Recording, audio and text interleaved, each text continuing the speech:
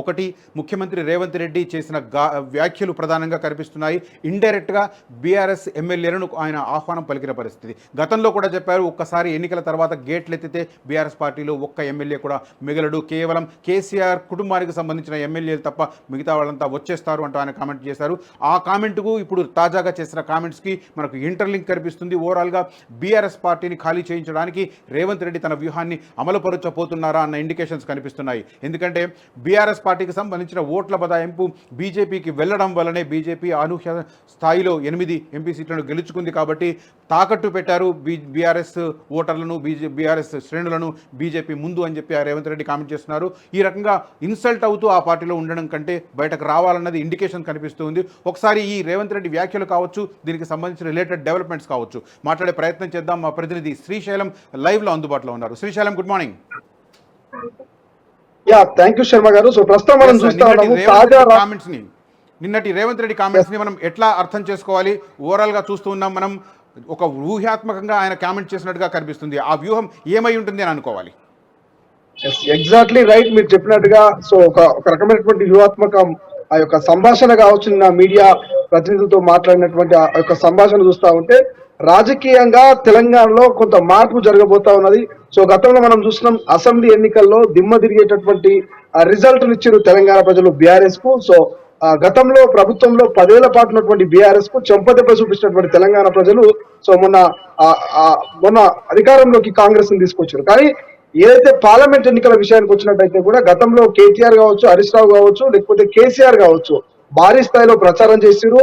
12 సీట్ల నుంచి 14 సీట్లు వస్తాయి, అవసరమైతే ప్రాంతీయ పార్టీలంతా ఏకం చేసి ప్రధాని అవుతాంటూ కూడా మాజీ ముఖ్యమంత్రి కేసీఆర్ కొన్ని స్టేట్మెంట్లు ఇచ్చిండు. అండ్ దాంతో పాటే ప్రచారంలో పార్లమెంటు లోక్సభ ఎన్నికల ప్రచారంలో కేటీఆర్, హరీష్ రావు గారు వరుసగా గత ప్రభుత్వంలో మేము చేసినటువంటి ఏ పనులు కూడా ప్రస్తుతం ఏర్పడినటువంటి ప్రభుత్వం చేయట్లేదు. కరెంటు విషయం కావచ్చు, మంచినీళ్ళు కావచ్చు, సాగునీళ్ళు కావచ్చు, సో ఇతర రైతు బంధు కావచ్చు, రైతు బీమా కావచ్చు, అన్ని అంశాలని కూడా లేవనెత్తే ప్రయత్నం చేసింది. కాంగ్రెస్ వచ్చింది, కరువు తీసుకొచ్చింది. కాంగ్రెస్ వచ్చింది, కరెంటు కష్టాలు వచ్చినాయి.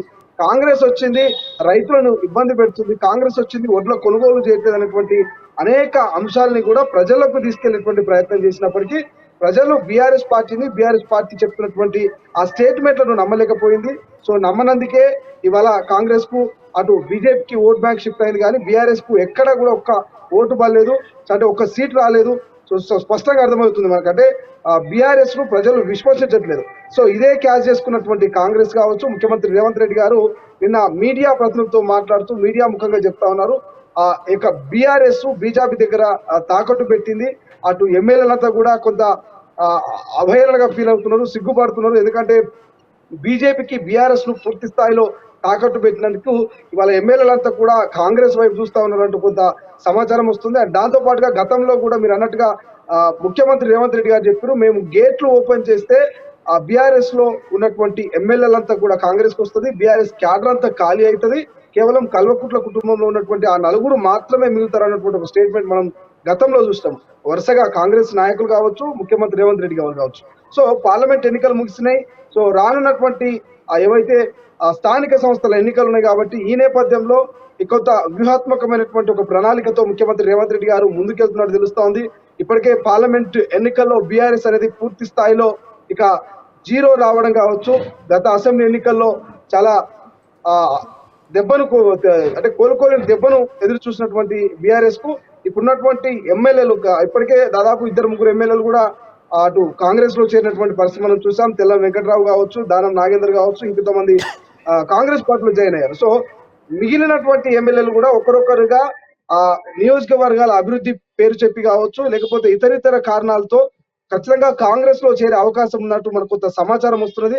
రేపో మాపో ఖచ్చితంగా ఒక రకమైనటువంటి ముహూర్తం ఫిక్స్ చేసే అవకాశం ఉంది ముఖ్యమంత్రి రేవంత్ రెడ్డి గారు. సో పూర్తి స్థాయి గేట్లు ఓపెన్ చేస్తే మాత్రము అక్కడటువంటి మాజీ మంత్రులు, మాజీ ఎమ్మెల్యేలు, ప్రస్తుత ఎమ్మెల్యేలంతా కూడా ఇక బీఆర్ఎస్ ను వదిలి, అంటే కారును వదిలి కాంగ్రెస్ కు అండవా కప్పుకోనికైతే సిద్ధంగా ఉన్నట్టు మనకు తెలుస్తుంది శర్మ గారు. రైట్. ప్రధానంగా ఇంకొక వ్యాఖ్య కూడా చూస్తున్నాం మనం రేవంత్ రెడ్డి నుంచి. ఏపీ ముఖ్యమంత్రి చంద్రబాబుతో సత్సంబంధాలు కొనసాగిస్తానని చెప్పారు. పార్టీ కనుక అనుమతిస్తే ఆయన ప్రమాణ స్వీకారానికి కూడా వెళ్తారని. వీళ్ళిద్దరూ కలిసి పనిచేసే అవకాశాలు ఏమన్నా కనిపిస్తున్నాయా?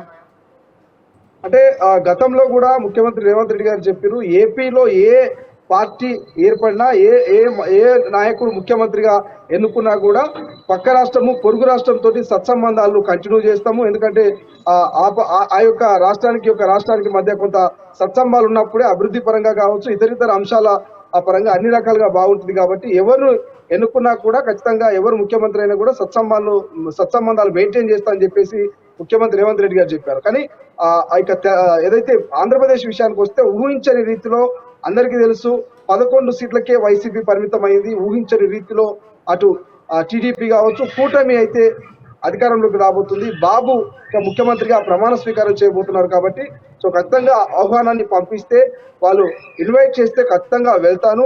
పార్టీ ఆదేశాలు పార్టీ అనుమతి మేరకు కూడా వెళ్తాను. ఎందుకంటే ముఖ్యమంత్రిగా బాబు ప్రమాణ స్వీకారానికి వెళ్ళిన తర్వాత అక్కడ కొన్ని అంశాల గురించి డిస్కస్ చేసే అవకాశం ఉంది.